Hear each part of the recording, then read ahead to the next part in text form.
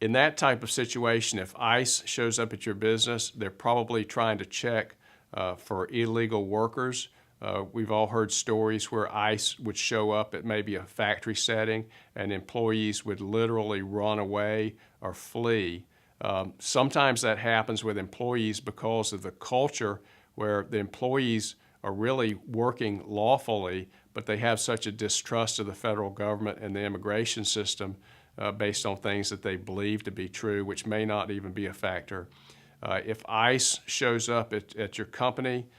you certainly want to contact a lawyer,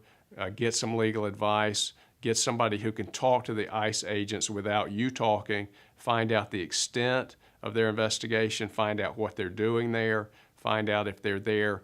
because they're interested in what your company practices are, or if they're simply looking for one individual who maybe has committed some unrelated crime. So it's very important to get some legal advice at that stage just to find out what exactly is going on.